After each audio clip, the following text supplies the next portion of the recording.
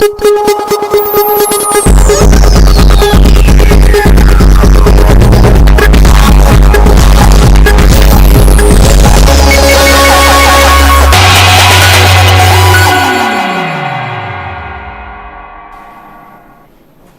evening, Ma'am. Tram Noxray, Nasi, Norris Director Miam Gidamukta, Pudun Luxury topic.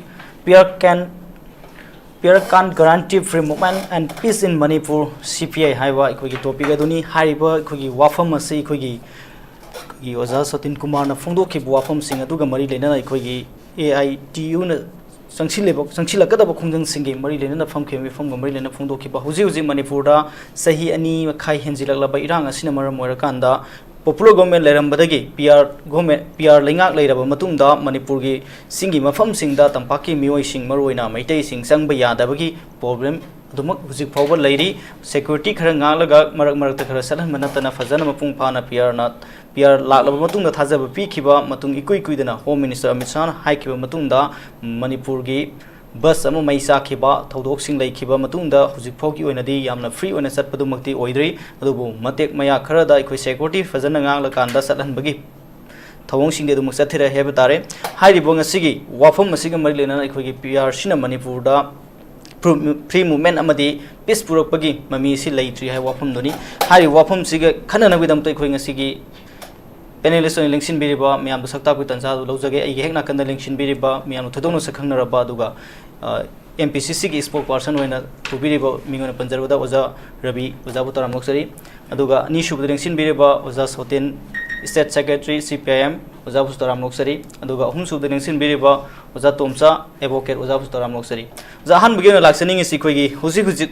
Miamna, Pamnariba, Kogi, popular government ama, Lehan Biro, PRC, Penare Hibat, among the Sui Kuituan Ba, Kogi, Manipurgi, ruling the Leramba, MLS in the Fauba, Daily, the Satuna PR, Lingaxi Lotona Nabugi, pressure P. Kibule Kibani, do Hosi Fobu and the PR lady, PR lady was so PR Shina Manipurgi low and Odagi Fio Masi Karamakai, Kuno make up Naramaka with the Lepre Haibu, Hosi Pogo and the Miamno Asato Naba, Iranga Silo Shinduna, Sapsaba Santi, Puraga, Pre when a Satosa Yabi film to the Oidri, Wafum Sigmarilena Ikogi, Maru in Masida Tenari Wabasi, Sin missing the Adukimatic Awaba Tene, Hawafum Simba Fundu, Nasi Fundu Lipo from Maduga, Nasi Kuitamzeri to Pisimilina, Kamina Tambe. Nasi topics was a SOTIN who we see was an Fundo I cannot say CPI former secretary. Such a Tankanto Piraduga. See like Boxigi, I'm hiding a little, could not think about people from the Levitan Germany. No Mima Contadre. Luina, me had me pony wasima. Karakatan and Deragasum. Lady Ba Tongan Ba Cookie Lalholup Adogumba Kambu Men Margi Lakpa Adoga Suits and Nariba Kambu Singer. Hokiba 2023 gi Megi Umdagi Some Tarakba Landa. Sigi Saiting City was a part of Miam, the subsana from Hogale. Relief came to Gi Yamnitina Moy, my aunt Punamupo, a Quiggy, Magi, Lake Pamda, Hanjel and Bagiri, Torang, Toxil, Hanjelalani, Haibagua, Pongdo Ogaso, Mado, Pura, Asa with the Badona Dumley. Yumli sing a hunga somebody someone may tather mangan tan give up. Adugo Lerena, a quiggy, Leramba Tampakilam Kayada, May Maktazasu, a key to Zumbukaya, Mugulena, Tankaira passing, my arm sing sea. Nintina, Moy Moigi, Mayum sings Duda, Sarkargi, my cading soon Kaikara, Siemens hasn't been now. Lena with Torang, Sigi, Nintino and a Supakapo, oh dear. Adimatakta, Zixi. Baruina, a quiggy free movement from Jupanaris. See a quay, I'm sati pure money. In Paljiribam, which is at Pangam de. Adugolena, Dimapur and Bishat Pangam de. Adugo Mori Sapangam de, Surasan Pur Sapangam de. ꯑꯩꯈꯣꯏ ꯇꯝꯄꯥꯛꯇ ꯂꯩꯔꯤꯕ Meitei majority community ꯍꯥꯏꯇꯥꯔꯦ ꯑꯩꯈꯣꯏꯁꯤ ꯌꯥꯝ ꯁꯦꯡꯅ ꯍꯥꯏꯔꯒꯗꯤ ꯑꯩꯈꯣꯏꯁꯤ ꯄꯨꯔꯥ ꯄꯨꯔꯤ ꯀꯟꯁꯦꯟꯇ꯭ꯔꯦꯁꯟ ꯀꯦꯝꯞꯇ ꯂꯩꯕꯒꯨꯝꯕꯅꯤ ꯑꯗꯨꯒ ꯂꯥꯟꯖꯦꯟꯅꯔꯤꯕ ꯀꯥꯡꯕꯨꯁꯤꯡꯁꯤ ꯂꯩꯔꯤꯕ ꯄꯨꯟꯁꯤꯁꯤꯁꯨ ꯑꯩꯈꯣꯏꯅ ꯑꯩꯈꯣꯏꯒꯤ ꯏꯁꯥꯒꯤ ꯏꯔꯝꯗ ꯄꯨꯔꯥ ꯔꯤꯐ꯭ꯌꯨꯖꯤ ꯑꯣꯏꯅ ꯂꯦꯟꯕꯒꯤ ꯄꯨꯟꯁꯤꯁꯤ ꯁꯤꯒꯤ ꯁꯛꯇꯝꯁꯦ ꯑꯩꯈꯣꯏ ꯍꯧꯖꯤꯛꯁꯨ ꯑꯗꯨꯝ ꯆꯠꯊꯔꯤ ꯌꯥꯝ ꯌꯥꯡꯅ ꯀꯩꯅꯣ ꯇꯧꯕꯒꯤ ꯊꯕꯛꯁꯤꯡꯁꯤ ꯎꯗꯦ ꯁ꯭ꯋꯥꯏꯗ ꯑꯩꯈꯣꯏꯒꯤ ꯂꯩꯉꯥꯛꯁꯤꯗꯩꯗ ꯍꯧꯖꯤꯛ ꯃꯔꯨꯑꯣꯏꯅ ꯀꯦꯟꯗ꯭ꯔ ꯁꯔꯀꯥꯔꯅ ꯑꯩꯈꯣꯏꯒꯤ ꯊꯦꯡꯅꯔꯤꯕ ꯈꯨꯗꯣꯡꯊꯤꯅꯤꯡꯉꯥꯏ ꯑꯣꯏꯕ ꯐꯤꯕꯝ ꯀꯌꯥꯁꯤꯡꯁꯤ ꯀꯣꯛꯍꯟꯅꯕ ꯊꯕꯛꯁꯤ ꯌꯥꯝ ꯌꯥꯡꯅ ꯄꯥꯏꯈꯠꯄ ꯎꯗꯦ ꯑꯗꯨꯅ ꯍꯧꯖꯤꯛ ꯍꯧꯈꯤꯕ ꯍꯧꯖꯤꯛ ꯄ꯭ꯔꯁꯤꯗꯦꯟ ꯔꯨꯜꯒꯤ ꯃꯃꯥꯡꯗ BJPꯒꯤ ꯕꯤꯔꯦꯟ ꯂꯩꯉꯥꯛ ꯁꯤꯒꯤ ꯃꯇꯝꯗꯁꯨ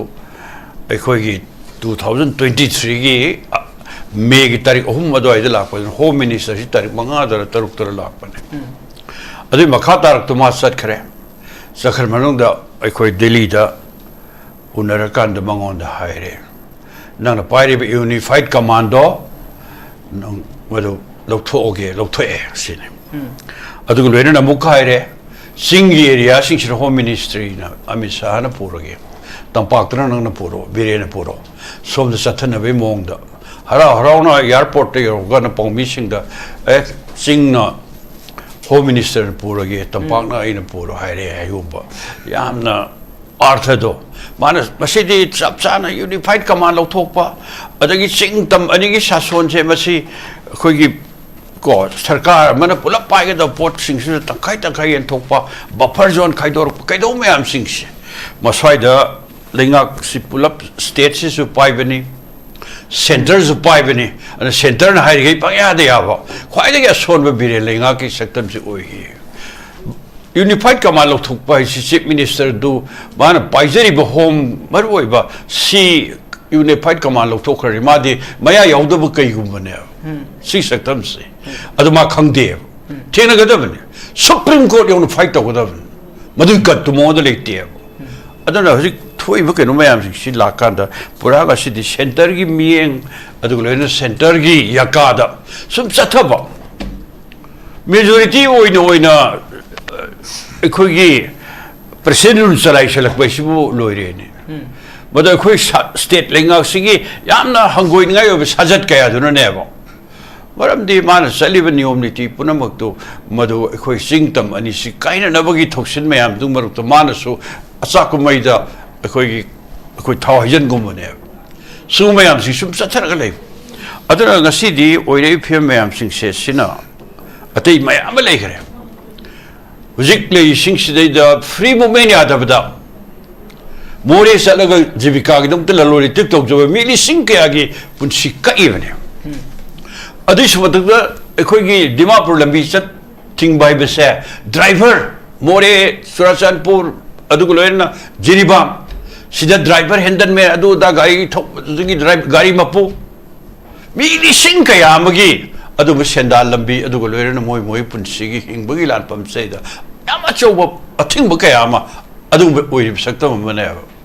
ꯑꯗꯨ ꯃꯄꯥꯟꯗꯒꯤ ꯄꯣꯠꯇꯤ ꯍꯧꯖꯤꯛ ꯍꯥꯏꯔꯤꯕ ꯂꯝꯕꯤꯁꯤꯡꯁꯦ ꯑꯌꯥꯝꯕ ꯂꯣꯏ ꯄꯨꯁꯤꯜꯂꯛꯀꯗꯣꯏꯅꯤ ꯃꯗꯩꯗ ꯃꯈꯜ ꯀꯌꯥꯒꯤ ꯇꯦꯛꯁ ꯑꯗꯨꯒ ꯂꯝꯕꯤ ꯊꯤꯡꯖꯤꯟꯕꯅ ꯃꯔꯝ ꯑꯣꯏꯔꯀꯥꯟꯗ ꯄꯣꯠꯇꯨ ꯌꯥꯝ ꯋꯥꯅ ꯄꯣꯔꯛꯄ ꯃꯄꯥꯟꯒꯤ ꯗ꯭ꯔꯥꯏꯚꯔꯁꯤꯡ ꯊꯧꯖꯤꯜꯂꯛꯑꯀꯥꯟꯗ ꯑꯗꯨꯅ ꯃꯔꯝ ꯑꯣꯏꯔꯀꯥꯟꯗ ꯉꯁꯤꯗꯤ ꯑꯩꯈꯣꯏꯒꯤ ꯁ꯭ꯇꯦꯠꯁꯤꯗ ꯈ꯭ꯋꯥꯏꯗꯒꯤ ꯚꯥꯔꯠꯀꯤ ꯃꯅꯨꯡꯗ ꯄꯣꯠ ꯆꯩ ꯇꯥꯡꯕ ꯁ꯭ꯇꯦꯠ ꯑꯣꯏꯔꯦ ꯃꯤꯌꯥꯝꯅ ꯋꯥꯅ ꯂꯩꯔꯤ ꯑꯗꯨꯅ ꯑꯩ ꯃꯇꯝꯁꯤ ꯌꯥꯝꯅ ꯀꯩꯅꯣ ꯇꯧꯗꯦ ꯑꯗꯨꯅ ꯁꯝꯖꯤꯟꯅ ꯂꯥꯛꯆꯕꯗ ꯍꯧꯖꯤꯛ ꯂꯩꯔꯤꯕ ꯄꯣꯠꯁꯦ ꯑꯩꯈꯣꯏ ꯀꯝꯃꯨꯅꯤꯁꯠ ꯄꯥꯔꯇꯤꯒꯤ ꯃꯥꯏꯀꯩꯗꯒꯤ ꯉꯔꯥꯡꯁꯨ ꯑꯩꯈꯣꯏ ꯐ꯭ꯔꯤ ꯃꯨꯚꯃꯦꯟ ꯌꯥꯍꯜꯂꯨ ꯍꯥꯏꯅ ꯑꯩꯈꯣꯏꯒꯤ ꯁ꯭ꯇ꯭ꯔꯒꯜ ꯃꯟꯁꯦ ꯃꯈꯥꯃꯨꯛ ꯆꯠꯊꯒꯗꯧꯔꯦ ꯑꯍꯣꯡꯕ ꯃꯅꯤꯄꯨꯔ ꯑꯑꯣꯟꯕ ꯃꯅꯤꯄꯨꯔ ꯁꯤꯗꯩꯗ ꯁꯦꯞ ꯃꯅꯤꯄꯨꯔ ꯆꯦꯟꯖ ꯃꯅꯤꯄꯨꯔ ꯁꯤꯒꯤ ꯃꯤꯠꯌꯦꯡ ꯃꯈꯥꯗ ꯑꯩꯈꯣꯏ ꯁ꯭ꯇ꯭ꯔꯒꯜ ꯇꯧꯅꯕꯒꯤ ꯐꯤꯔꯦꯞ ꯂꯧꯈ꯭ꯔꯦ ꯀꯦꯟꯗ꯭ꯔ ꯄꯨꯝꯅꯃꯛꯇ ꯃꯤꯌꯥꯝꯗ ꯑꯀꯟꯕ ꯑꯦꯋꯦꯌꯔꯅꯦꯁ ꯑꯃꯒ ꯂꯣꯏꯅ ꯆꯪꯁꯤꯟꯅꯕꯒꯤ ꯊꯧꯔꯥꯡ ꯂꯧꯈ꯭ꯔꯦ ꯃꯗ ꯑꯩꯈꯣꯏꯅ ꯌꯥꯝ ꯂꯥꯏꯅ ꯍꯥꯏꯕ ꯌꯥꯕꯁꯦ ꯁꯤꯒꯨꯝꯕ ꯆꯍꯤ ꯑꯅꯤꯒ ꯊꯥ 6 ꯂꯝꯕꯤ ꯍꯥꯏꯔꯤꯕ ꯃꯦꯟ ꯀꯩꯅꯣꯁꯤꯡꯁꯤ ꯅꯦꯁꯅꯦꯜ ꯍꯥꯏꯋꯦ ꯃꯌꯥꯝꯁꯤꯡꯁꯦ ꯂꯣꯏ ꯊꯤꯡꯖꯤꯜꯂ ꯊꯝꯕꯁꯤꯕꯨ ꯉꯁꯤꯒꯤ ꯒꯕꯔꯅꯔꯒꯤ ꯁꯥꯁꯣꯟ ꯁꯦꯟꯇꯔꯅꯁꯨ ꯃꯅꯤꯄꯨꯔꯗ ꯁꯥꯟꯇꯤ ꯍꯟꯖꯤꯜꯍꯜꯂꯒ ꯄ꯭ꯔꯥꯏꯝ ꯃꯤꯅꯤꯁꯇꯔ ꯃꯁꯥꯃꯛꯅ ꯍꯟꯗꯛꯀꯤ ꯁꯦꯞꯇꯦꯝꯕꯔꯒꯤ ꯇꯥꯔꯤꯛ 12ꯗ ꯍꯥꯏꯔꯝꯕꯗꯣ ꯃꯗꯨꯒꯤ ꯃꯇꯨꯡ ꯏꯟꯅꯗꯤ ꯍꯧꯖꯤꯛ ꯊꯕꯛ ꯃꯌꯥꯝ ꯑꯃ ꯄꯥꯏꯈꯠꯄ ꯎꯔꯦꯕ ꯄꯥꯏꯈꯠꯄ ꯌꯥꯔꯦꯅꯕ ꯑꯗꯨ ꯑꯝꯇ ꯎꯗꯦ ꯄꯥꯏꯈꯠꯄ ꯑꯝꯇ ꯎꯗꯦ Prime Minister no Manipur Shanti Hanjalagani Halani Haramen Mayam sit to me lane. Ado Sumba Bastasings there, quite not Tamjaning with it. Say, cookies now sing that they so extended over it. But only had a taba say, the be primumania hanmaneta, Adabo Su the extent over it. Primume dilihore, Yadre. So my boy toning mandatory, ma'am. She ma'am sing share, Nashidi, centers who could tomari from toy. Pierring also could tomari from toy. An example could be Jenny. A song movement give a tamda, go. Moi, Lambi ma'am, block it away, talk up, block it away. Adobo, highway protection post Makanda, Madu, numbers a little care. Adugo Lena Tripura Upojati Samiti, Kalavandalon Kiama, Lepki Sarkar Lacking a Toki. A highway protection force, I'm not telling a cantoki. A question the Kariginova. Lami Lishing whom drop Kokardella money, La money and Tade. La missing she. Adugo Dimapur Lambida, Maru area since she could die the Nova. Kukila Lobo Kambu. I think the period Kambu let him do the guide Nova. Say Kampupi, you drink more boom Saikara. Other Kampupi, Doki Nagai, now singing area, the Kaisho, upon Balete. I'm Mau Yoki Wakat. But they currently live in the Monica of Sarkarsina. What Trigarinova? Yaro hitting Bayaro and Tobiadri Tokarinova. See some money, Dimapulam Bitesu. Okulam Bitesumapa, money then cookies, you know, in Kungaratari say. Ado Timbaya Drava. Kari Moreda go. Timbaya Drava. Kratadaro. Lamini Simanga Tadaro. Ireland Timbaya can have a Surachan for Conde. What Lamim but the guitar, Lamim become with the work that now. Not a word to Riad, I couldn't come to Nigi, but do not the Netanozik. I couldn't don't port say, I look at the game at pass round. He said, Maruina, quite Marurisha. TV in a Baroque in a cookie combustion to Yamka Hena Hakmale. Cookie Larabacamuto sing sea. Cariginovo, Baro Sarkana boys, put up feet had open them. Which for what is another no pubsicano. Home Ministry Hungaya Draba, Pona, Manung the Lord or Matang Pangshan Tomle. Other Mapan Tonga, Kainowari Shave was it. Eh, where she pa me. Separate administration Pami, Toanba, Quiggy territory of Pami, I don't Pami, that Pami. Go. What do you want to tell you? Say Nagasingi, NSN, I am got so is Singapore Saupan, Taraga, Mangagi, Agaski Tarik, Ahumda. Tonukiba, Adum peace agreement. Aduna Maram Warakanda, Nasidi, but I'm doing a sim of the Ingi. I'm Santi in a lady. And what is Sanari? What is Sanam that they am Yanare? I don't go separate a quiggy constitution, a separate flag, Kaido. So, an is the guy. What is Sanare? Other Nagai said, no, you quit a lantern, the be Manuma Paparanka, the letter pot Punamuto, Madu, Nasidi, Yamentina, Moye, so God, Karikano, Inter, Pugikano, I'm saying, Upang. Isn't it Assam the Bodogi Wato? What is Sandaraga? Adugulated Bengorda? Adung Darjeeling? What is Sandaraga? Moi Tongarbo autonomy? Adu even Nagaland? Western Nagaland? Shiwari Sandarkardi, Interin Riveneva. What? Say any Tataru Surobo? What is Sandabi? Amateur Moineton the Tolebi, Sidiaro. I don't know. Lady Babastas the city. Amazing. Baro Lengatna? Adu Kukila over Kambusing, Adu Golena Sigi Governor, Sisu, Centerna, Equigi State, Sigi, Maite, Kambusing Sea, Basigla, near Duniadan and Torkan, Namdan Abagito, like anything, when Matin Pisalakanda, some settled the Lehen Bagi, policy, Sneda, some Toraga de Lepax Ingwe, Santi Oiro. Adu wherever Basta say, Swide and see, Yamna, Miam Punamana, Equi, to me to Piat, Lande Pena to me, Bead, was the governor in the Sandarini, Piadingana Sandarini, Nimo Jaco Manung, Diwali Manung, the Lagao Conby, Housito on B, makan kaya girang cakok betul cak irang aduh makan kaya semua mayam sih kita orang miyam we keno se aduh rena silungi ra keno rasbari keno mayam tugai ra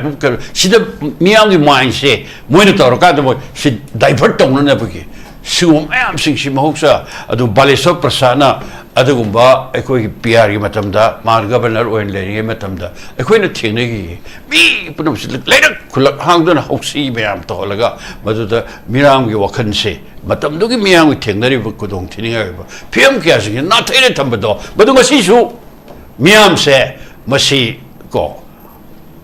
tamna ngaki itat irang da tahun nabi thabak se somda ngasi PR le ngak sina satare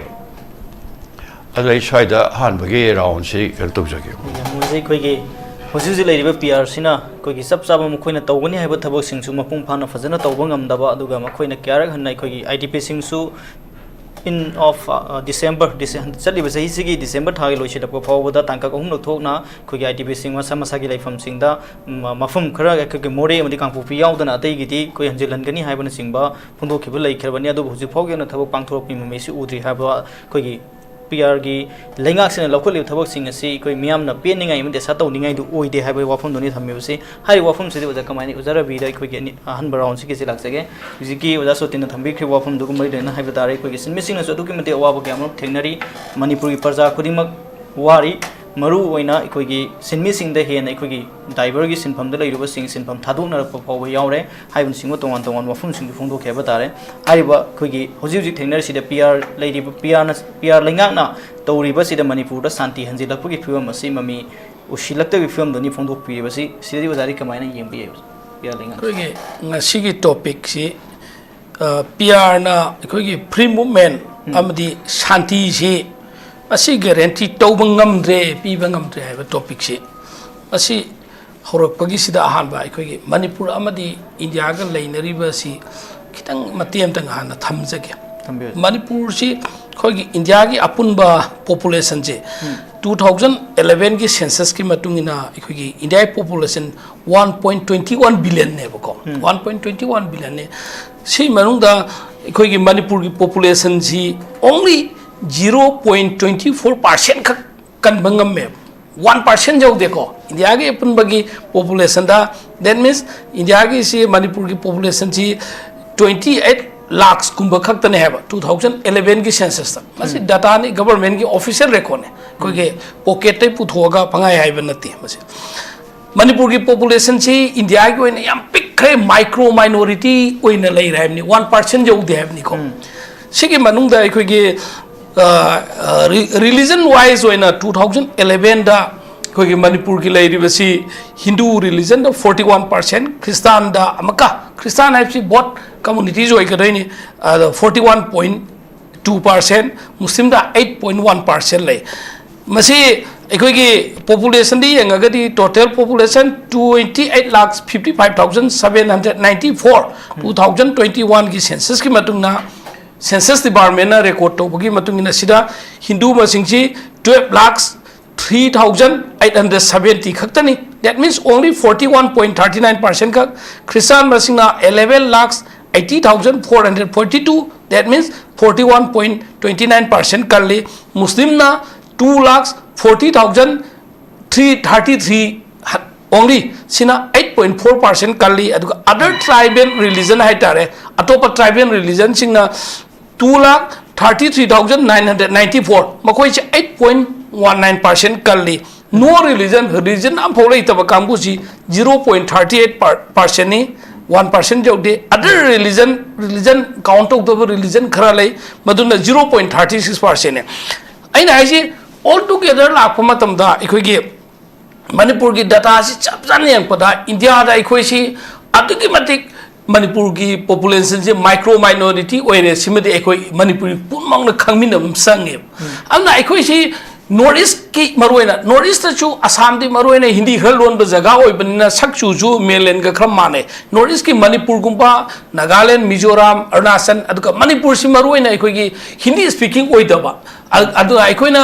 ꯑꯩꯈꯣꯏꯅ mainland ꯏꯟꯗꯤꯌꯥꯗ ꯆꯠꯄ ꯃꯇꯝꯗ ꯃꯔꯨꯑꯣꯏꯅ ꯃꯅꯤꯄꯨꯔꯤꯁꯤꯡꯁꯤ rest ꯀꯥꯁꯇ ꯋꯥꯔꯤ ꯐꯥꯎꯕ ꯇꯣꯉꯥꯟ ꯇꯣꯉꯥꯟꯕ ꯂꯣꯜꯂꯤꯗ ꯁꯛꯇ ꯆꯨꯗ ꯈꯔ ꯆꯤꯟꯖꯥꯛꯇ ꯈꯦꯠꯅꯩ ꯍꯥꯏꯅ tathi tawoina in mainland India na taubi ay na handak marcho numit khani mamang da Mumbai Maharashtra da Manipur dagi mi mari nupiyam yaorga tathi tawoina taubi nai sai khra dagi masigi culture si mainland da aikoi si minority oiba maruina Manipur gi mi sing si tathi tawoina taubi ba nupi angang sing da adagi chingki minki aikoi gi naton number kampuni adu to kampuni Hindi haita ba kampuni na khoi phore aikoi gi kaino ma da handan yeng badagi Delhi Police की commissioner और भाई तारे IPS robin Hibu से IPS से मांग मसामक से Delhi police की आर्म फोर्स कमिश्नर इन थमगा नॉर्थ ईस्ट की एनी प्रॉब्लम लाख को मतलब माना डायरेक्ट दिल टोकदना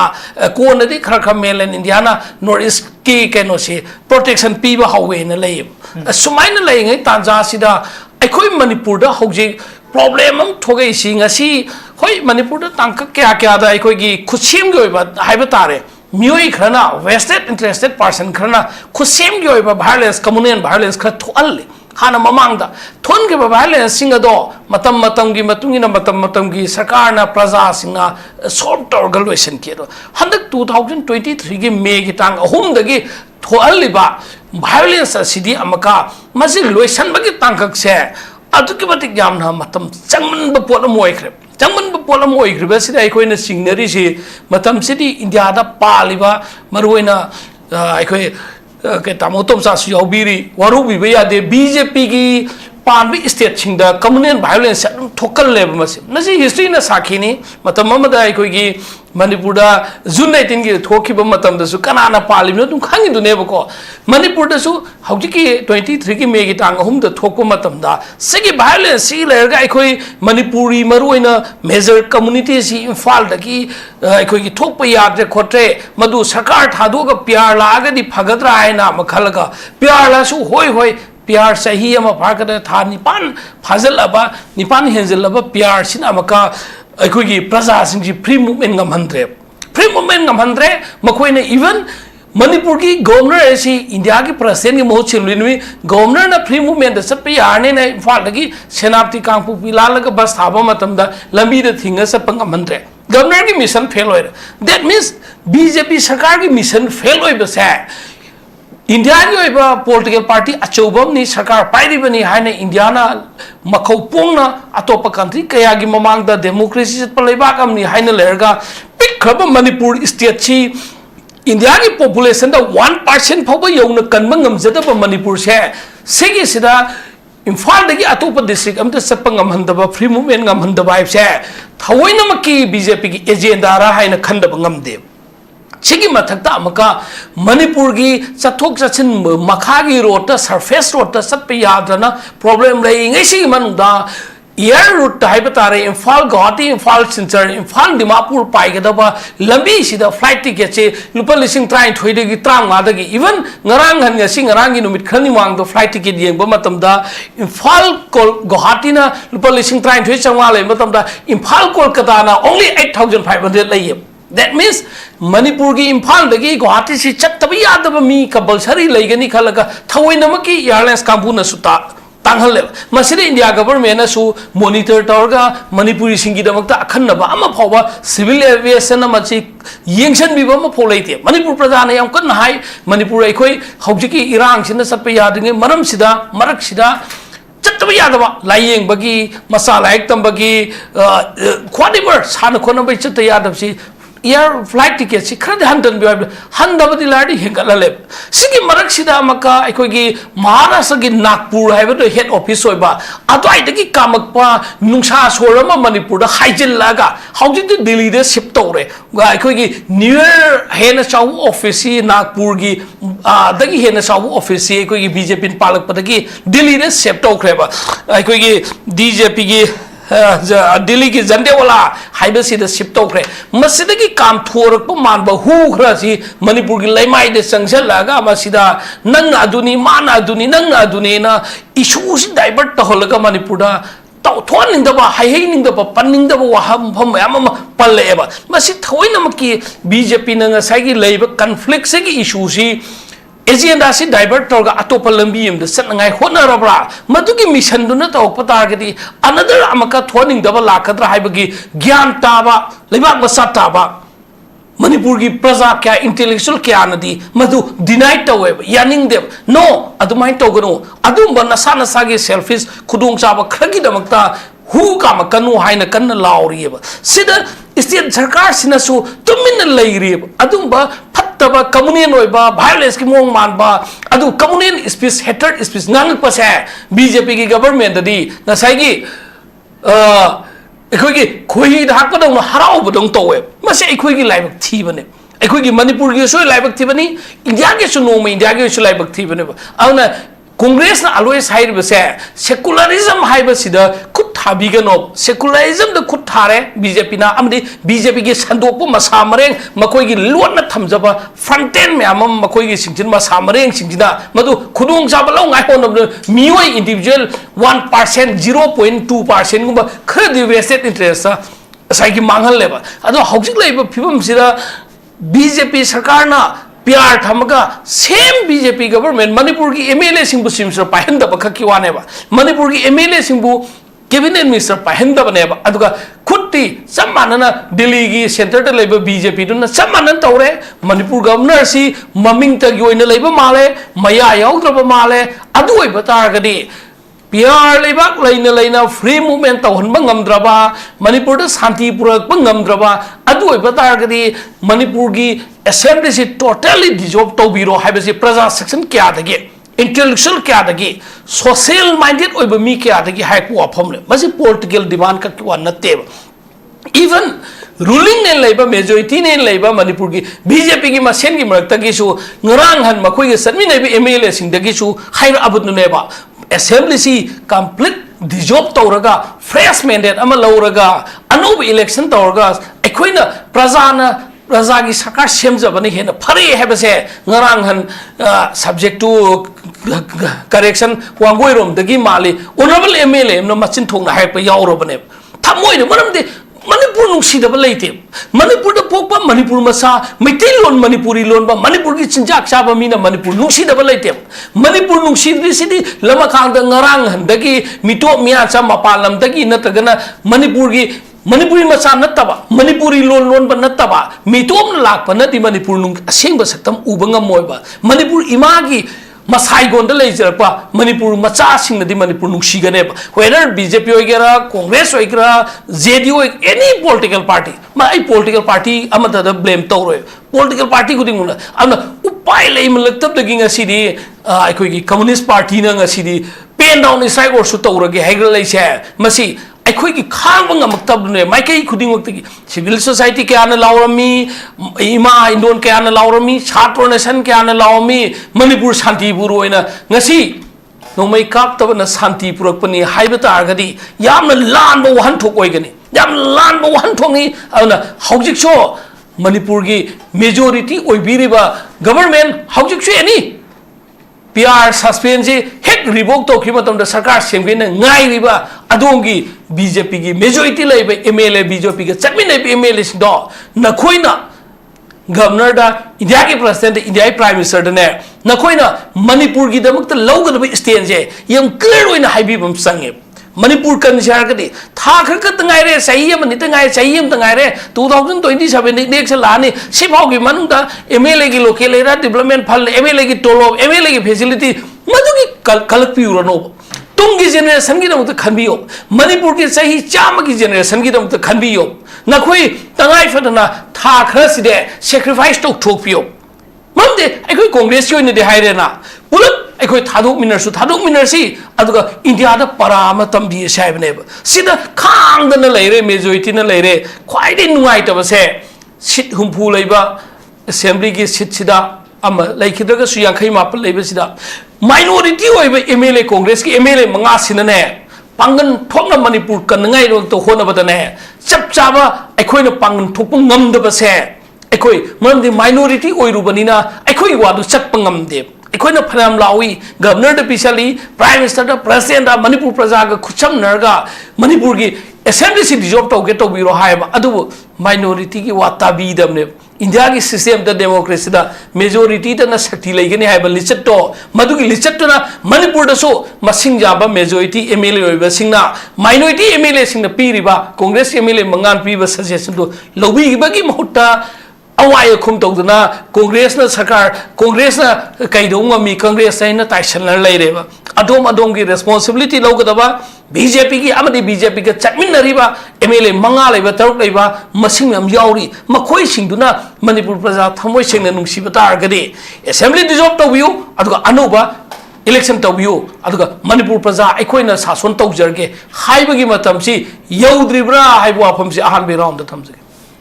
बजै खोगी पीआर लेंगाक सि लोसिलकांदा फ्रेश इलेक्शन तौरगा अनौबा खोगी मियाम गइबा माइंडेड लौरगा अनौबा गवर्नमेंट अमा सेमबगी अपामदु कांग्रेस साइड के लई हाइबनी दुजम खोगी अहन राउंड सि गनो जा तुमसा लाक्सगे खोगी सीफाई के साइड के फोंदो पिरै बि खोगी हुजि पीआर गवर्नमेंट सिना फ्री मेन की फिल्म मसी मपुंग फाना सनहन बंगमदे अदुगा मणिपुर शांति पुरक फिल्म सिसु ओइदे हाइ वफम सि कमाइनी यंबे उदा होबगी राउंड थम आम मुक्तब भिर पुनपया खुरमजरी दोइना मना हाइजगदबसि अखोगी सुमाइना अखोगी डिस्कशन तौनरप मतमदा ngसागी अखोगी केनो से वहाई वता से दम सोइबसे दम यावेबको हाइगदबना सुमाइना सोइबसिंगदि अखोगी नंबदा हारगा क्लरिकल एरर हाइतारेको सुमाइना लोपियो आदि मंगा हाइगदो तरो हाइगुंबा अतुम तो खरै याव एचम येमुदको कोना ताबा नतेते अतुगी नतबा आइना दि वहाई से कुन हाइगदोदा ट्राइन थे हाइगुम हाइदे दुगुम वहाई असोबि यावरमेबा सम चेक तौदा अदुना अदुमदि खरगा तंगाक पिउ नै हाजेगे याना मसी हौद्रिगना इन सम उबुद कांग्रेस वांग संगांजी यम तागदि होसि इरांग जि मोइना थोनबने हाइबद काय बेलिते मरमदि केनो मोइ भोट काहौदब मोइ नुवाइतब ले गवर्नमेंट से बाय एनी मीन्स थुगारगा नो मेंडेट लौबा हाइबजे मोइगे मानजले मरमदि केनो इशू दि संगत्रे सही को अखोई याम कोइना सही 35 पांजरमनि नोइना हेपा छादन मेंगोंद पीग्रे अदुना वाहल्ले अदुनदि अमोना कनो से लेब मयाम से लोइनमक आज अनोबसिद लोइनमक ताइसलगा ngसागी को आई अमुका तौ हाइदि याम निगाइ चौबा ngang हाइतारे को कोइ इमुंगा याम निगाइ चौबद को इचा याम साथीब हमना को आइना हाइबा तादबदिगे नोइना इमुंजे उखारिमनि को बाबा नंग नवा लोगदे हाइबे मो हम लाइब को सिदे दादिगा तोबम नाइना यामना नुवाइबमना मणिपुर मनुंगा कम्युनिस्ट पार्टी जे ngसा योजना हाइबम सीपीआई सीपीएम हाइबगम हागी अदुना ते सीपीआई नि को से सीपीआई से मणिपुर दी यामरोइबा पॉलिटिकल पार्टी हमने को यामना चाव अदो हंदा सीपीआई से हौजी हौगलकपदों तौरे ngarang के उ द को है हमदि के जों नांगै दि याव ngang से को गवर्नमेंट लौथोकदबनी अदि पीआर थंगदबनी का हारि से सै कांग्रेस आंगुसिने मो इंडिया ब्लॉक आइना मदि लै को इंडिया ब्लॉक अम ओइना दि वा से ngang से क्या तादि होय भोट मतमदा अमखक तौगे अदो हंदकी भोट जै मसु पंदब यादबम लाइ को हंदकी इलेक्शन से काग्रे कारिबजे कनाय मपाना काबनो आइदि हम चौथोकना हाइनिंगे सीपीआई की मपाना काबनो मंदी 2019 दा को 2019 की वोटिंग पैटर्न से यंगसे 2019 दा भारतीय जनता पार्टी ना फंग्री से को इम्फाल मंगु फंगी से खरदने हब याम फंग मनते हब को सगी मोने हेन की बसु कनो खदने 17,000 अदा मो हेलग कागिमने मसिदा नसागी को यंगसी को कनो सी अखोगी विक्ट्री मार्जिन से को Ranjan फंगिबा si leire adigi si leire si holok matamsida ngasagi mamangda kenu se akhoi CPI na phangib je 1,33,000 gum phangi ado handa ki election sida mamangda 2019 da phangiba ki vote share se si kesu kaide de no do moi matamda phangi je 2,63,662 ni 32 ni ko aduga ngasagi handa masidigi kitang hengale तो सेंग हाय तादे हंदे किसे BJP पामदे हाइदना vote पोबनते मागे opposition ma'am से पुंसन गिबगिने पुंसन मतमदा क्वाइदगी चाव contribution तौदबसे कनानो हाय कांदको ममांगदा फंगिबसे 1,33,819 सिने असे अदो से election campaign तौ मतमदा CPI के फ्लैग सिजन नबीदे पुन्ना चलगदि चलो मखोई अखोई मणिपुर दा थोकलैबे इरांग से पुन्ना चमिनबगी पोचे में उ द भाइदि ngसागी माइ मागी मतम दिगी ओजबसी तौगिबने अदना याम सन्ना हाबदा सिगी कंट्रीब्यूशन जे ngasi बाउ द कांग्रेस मसे खंबिदे खंगदबगी kanu je karai tu ke ngarang nahan hoi mai power labor leitabra du ang nan bu se hoge ko MP na party president ko buya bra MP na legislative assembly ki ko ngasai leader ko buya bra mana initiate ta ko meeting am to ji gai to buya bra na party ki discipline ki ko cha se gar sano mana ko bu matam de kar ki vote ka de na kar ki CPI ki mi ko de no kar ki thok no nahan ki de am lu ba vote amani mana high agenda di matung ina di ko aduk to bu matam da kari ki vote ka ba khakdang ko si kai moi vote ka ba mayam je punjal moi kai du ki ha ba no kau do mayam ji di kari no natra sigi question nam le re atika to bam da na aje taseng na ngarang kena hai ji ko president rule manipur da tangdu leita hanba amasung free movement tawon ba ngam de ha ba se ya hai ba ki su kai de taw do ki tang mai chengum chang free movement le ji tangdu leita mitai khakta ne leita aduga Imphal Valley fauraga makui sa payade siba akon khangda bse hoji isine naw atei singse loina ma free movement ne kanam ta thing wam ta leiti bo moina atamna na mitai ha bse moina ATM tawre moina ATM tawru bani na akhoi na tawde su moi akhoi du marak ta changbo moi hangoi sine ba hoji leise masi ko mei chengum chang aduna ne ba haji number 1 sida akhoi na ji puthok ka tise maram puthok kan asoi de ha bu tok se ba ko akhoi we puthok se ba asai yaman hai dina asam da to ba da moi mayam tok duna ban blockade tor ko man to moi mayam tok duna akhoi gi kanu da akhoi national highway sing da protection force nantra thamaga hangdu yai dina adamai tok dong ji CPI na hogu piraga ko masi akhoi mitai da atamna na tawse mitai khando ga mitai da wa piri je masi piba ya na hayeng de ek da pham sine akoi sa yaw ne da mitai mangji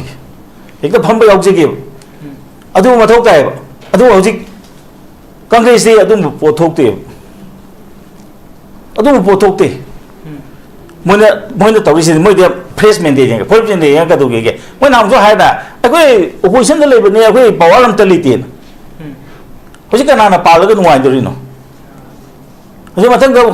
akoi lebak se ko sarkha sa ba du sam ya bra ba hojik center da laiba ruling party si ge onai ta du mai india je gyan tan si ga ji congress ma sin de sumo topi ra kano si da de akoi toan ba akoi ke ko regional political party am na hai di ai ba congress ne india ge ko mainland ge su maru ga ba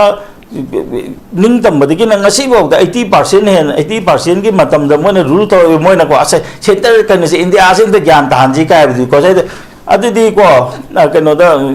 kwak na kano matu thesen bai go du tar kan ha bo ngang na gi 18 october da kano tawi ka hai do adin merger ge mendi kari khanna de Manipur nam da India na loksang ri adu khoi kamonel tokse adu khoi ningjang ji adu ko khane nei se nei jan ba hok to MP boy MP du nam thong na nei dia adu ma toksan na ka no adu si toksan na ba ma tam na te ba hoji ta se na ja ji ge ne hoji kanu da ko khoi gi Manipur da thokhi be se ko se yo Myanmar Bangladesh de gi la ko illegal immigration je khandok ba ho ram ni na tra jahi yang kai u phangdra ba phangdana la ka be inland permit se ILP chanan gra ba ni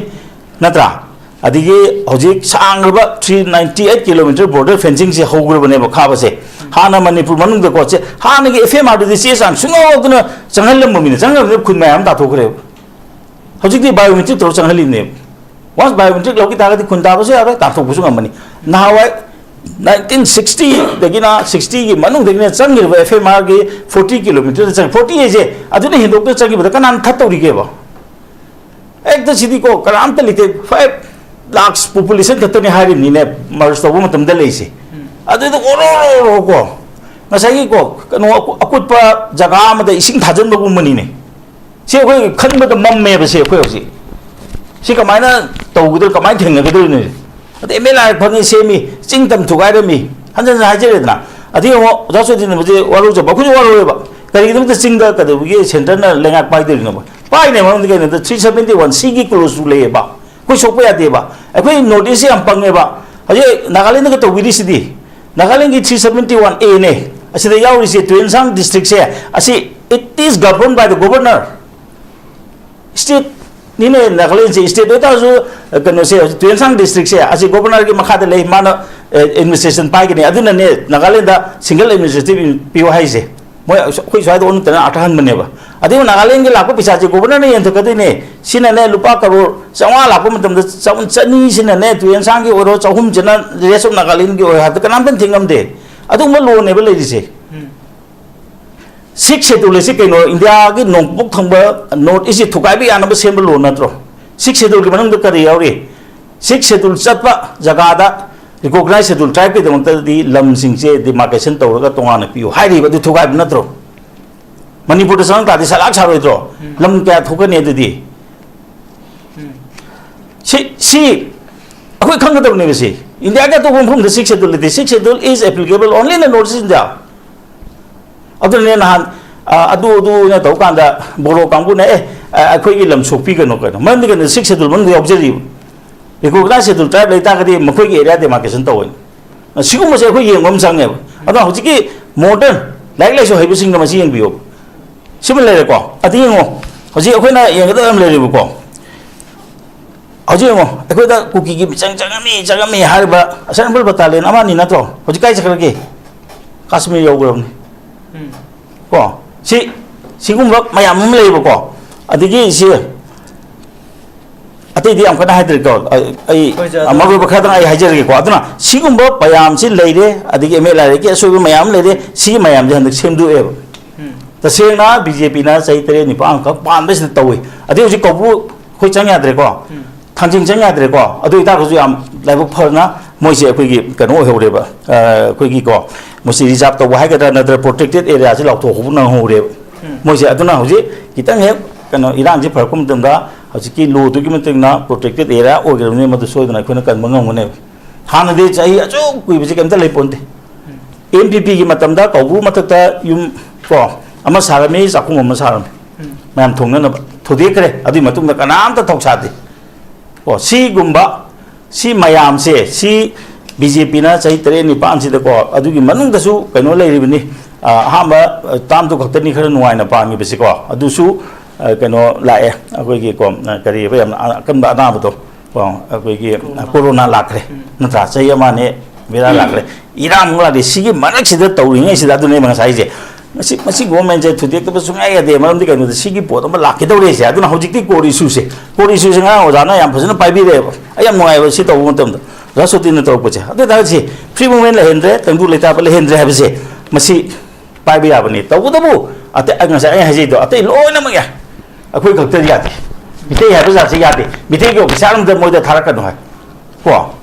sine ba ade akhoi chat pa sine mo yang kan thing si Ajiku di check tau dre hai ko adu ta ko masi ko ki shape oina na ba masi phajana ko highway protection se protection force se matik chan phajana thamna na ba do ngasai ki ko khoi hoji ki lai ri ba ha ni ki koi lau long na ba si da yaw da ba India ki part India block ki part oi jar ga su ko ya maroi ba ori ba CPI na masi chong thok ta na masi khoi ki ma ge ka do ho ne ha re ko masi dharna tau da na phot na masi changjan ba ma sang nge ba se aduna ai ahamada ngasai ki oja SOTIN hoi na na han to ki ba ngasai gi moi gi press conference ai ta bu yam noi je ai na su se ko akoi gi ai gi mai ke de gi ko masai je masai matam thengmal labani project tok du ya dar bo ne ha bisi ma ai haje ge adu to bu bu congress kamu na su handak moi na vote ka gi bu do adu CPI gi contribution se mo koi khang da bani ko aduna madu moi respect to hum thoi aduna hojik mo koi na maru ba leba ki to matam da mo koi gi vote ka ri ba khaktang attempt to ga masai gi ko atopa maru ba political party or sing se basi inthok pu de ako inthok ningde maram de kenu da kan bata ga di mayam polo kan min de ne ba adiga atopa mana yam chawo party ma oiraga ko men mam ta da ga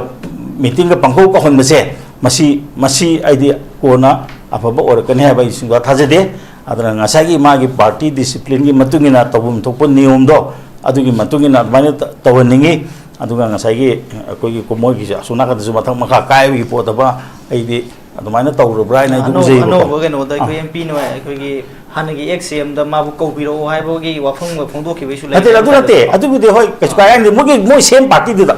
mana moi president ko ya bro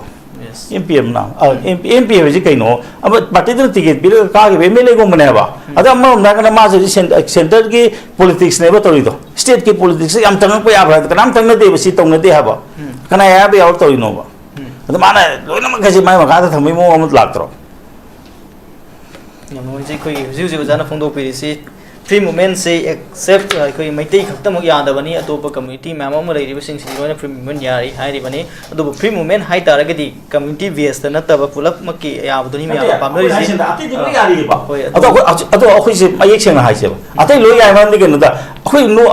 do mine nok sel ka ne ma kai ni ti ki thari na lui chali na pot pu se lai na har ka ne ba akhoi khakta ne mo ATM tor si adu mai ek seng na ta ho ga tar ga di adi gi yeng po matam ba report ona tenen sakine no khoi nungti gi chali ai na har ka ne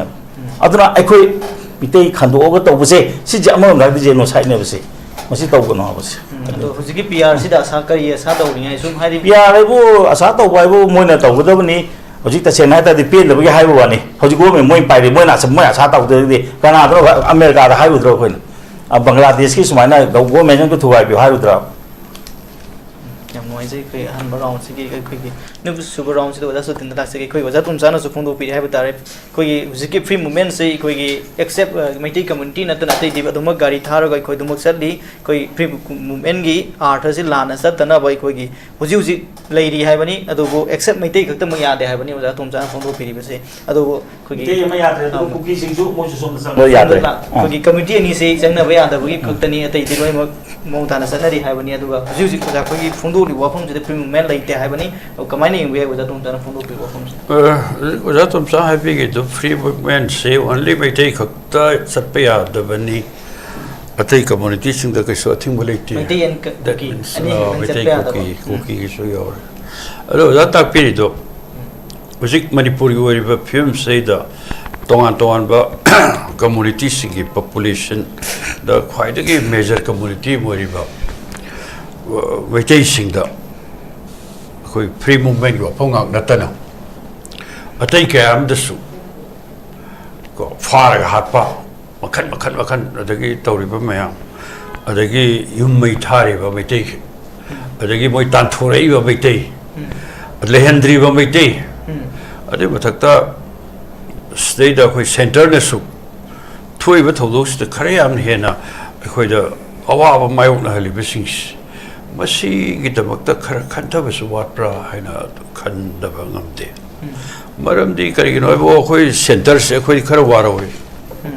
yam seng har ga de khoi center se kar waro tongan ba thodok ke ada issue ke ada ek la ba ngai dagi Manipur da harol khulai pai bu la ho hali se khoi party da uja ba da center ke asoi be thoksina ne hai na khoi luxury adu lo ina khoi da yam na khoi BJP ki kare hai ni moi da yam communal loi ba ke no sing se ba se yari ge khoi som da su pusala kan da makan gi rayo thona ba khona ba le yam sang na mu ye udar su khar naksan ye matam da Manipur da PR la ka da PR gi sason manung se di hana maroi na khoi budget Manipur gi budget parliament pass ta hoy sida kamai to hi hana khoi gi leiramba khoi sahi khuding gi kairamba state ki kainona budget session phamaka kairamba senpham do adu handa ki senpham da gi around 1500 kumba ko si kakta gare sorry crore balogre simulate ko adagi akhoi yang toy lo sahi ani makhai thoi ko do thina ba thodok mayam sing si masi khoi am sena khoi Manipur economies masi khoi sahi kun gum back tore miam gi ton bai koi thuk sar hoy sida adur ga sigdo te at least ko lan to libe lan darak pasin maram hor ka da khoi da mangi tai beam sing si kitang center na khabir ka da at least lupa crore ni sin tara buki natra su chara par ka da ton ke mang re kam to tor ka da basing akung da bhai jawe wa da si khoi to thok tra state khara do wi bagi shakti bunama tam da ji ko khoi Chandrababu Naidu gi karo se hadak thadari pe pisa me amri ye ge Bihar da tawnari sarkar paiminari bane na sida anapa phang thade mai Gujarat kai ko phanam chakho khare ba amtha thade khoi sidar ba jigle posu sarkar si matam do sing iso sin maram marka da lambi satya dre sida crore ke absangni yung kaya awana kaya nange simarak ko andak sai ani bakai manung da atai mayam su thoye ba adu manung da khoi da regular oina khoi food security eki bakada pibam thop sing se ko khoi CPI da lupa ni da PUYAM ni anyway lupa hom do phangale lupa hom pib sing si phangdi साथी कर फिर scene तो देखो ये मणिपुर की इसे इधर जिके बस्तार से दिन सीन नहीं फगन गए सिख में ठोकता हो अदुगो लेरना कोई Mahatma Gandhi national rural employment guarantee act की मखादा दुबी चामनी थबक सुब से दुबी को मरी मंगानी को छानी बुतंग सुर को तो ठोक रहे हो तो अंदर है अदुबी चामनी से दी मियां के आवाना ने बिसिंग सिमरक से चामनी तंग सोन गे को सी खत्म ठोकता हो पाइकलो गाय पाइकता तो वहाँ दो प्रोग्राम है हम ले रही कंस्ट्रक्शन वर्कर में आऊँगी कोई सिन्मी में आऊँगी को थबक सुबह में आम सिंह की मोई द बक्ता वेलफेयर बोर्ड ले रहे मोई फंगफम दूसरे पीदरी अरे अपिक अपिक पर स्कीम वर्कर्स को मिड डे मील था में तो लुपा लिशिंगा मखक ओनेरे फंगबा अरे हुजिफाओ एटलीस्ट उसे की चाहिए नहीं मकाएंगे यार साथी भी हम सीधे नहीं फंगलो हाय हम ठोकता हो पिक करवा आसाजी सीधे को हदक मैम से तौदन को आशा वर्कर मैम से हदक ये अंगांग करो पिटक पदो पोलियो पिटक पदो आसाजी ना 90% मोइना सब दाई तलर का पिटे इने अदु मोइगी खुशुम दिकरा यो से खरा फंगन गे गए नते मणिपुर की दमक टॉप टॉप पकड़ा हाई भी लोई बिना रो से मैम से करियर तौदर सिबो बजेट कक्तरे अमद पत्थरे फंगम तौद पिटरे संगत संगत पगी तोरी मैम से पुम लोई लो है लेपाक से मी क्या सीवी और हवा गरी क्या को मैम से लंबी सीधा नहीं फजाएंगे तो के सु मैम से अमत लेते हैं से कोई मिस्टर गवर्नर तो रिसे फंक्शन कर दो वाजाओ कर गांग मत तो मार कोई मत चाहता बा अदो बा गवर्नर नी कोई नहीं मत चाहता बा ऐदी यंग वारोई जागी उसी की मत सर का हनक तक गवर्नर पुरो की स्पीच से मत आई कोई इकोनॉमी की फिल्म से तो की मत फगत लाइन से आई दादा ते पंगलाउ दे लौर या बते सोम दे याद रे बा चला हेले बा कोई ले इधर कोई जो यो कोई लोन कोई रोन बकर का आरा पखंग चाना में हम सिंह से को आइगो दे हंगोई दन हाइना बसी नुआई बनिना अदु वसी नुदांग की सरा लेती 100 किलोमीटर लुपा याखैता लुपा चाबत अदु अखोद हाइबीरे सिनुआय न तौर खरल भाव होय तबजे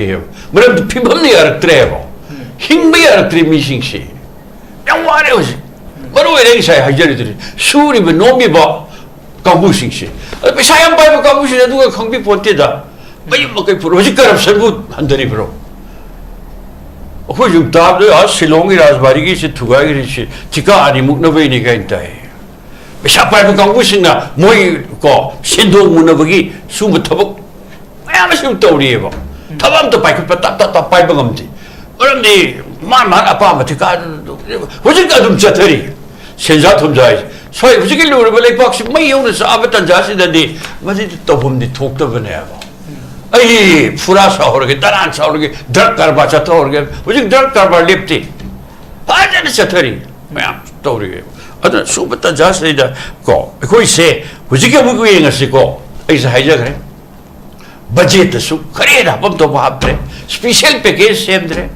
अदु कोई मणिपुर सिदी सेंटर उरी पुरु से कोई लालो काबु सिंग नमधनबगी मियेंग द खलकादा मोय सथले रे कनाय मतेंग लोनी अदु तौनी का कुकी लालो काबु से पैसा नो सब बिशंदरा अदु माइन तोरस मैम्स अदु हानदैसु मणिपुर से कोई टेरिटोरियल इंटीग्रिटी अचौब चैलेंज अम तौरई से बस हानदगी मथम 1946 अदोय मणिपुर से कोई सॉरी भारत से निंग तंब पिगदौरे हरक मतम द स्टेन एग्रीमेंट को याव हरक मणिपुर से अदुगा तंजादुदा ब्रिटिश इंजल का कुपलेन प्लान की मखादा कोई नॉर्थ ईस्टर्न फ्रंटियर प्रोविंस को अदुब लेपा अम सेमगा अदुब क्राउन कॉलोनी ओइ लेओ गाइगले अदो इराबोट की लमजिंग मखाद मदो प्रोटेस्ट तवे मदो नंबर 1 नंबर 2 दा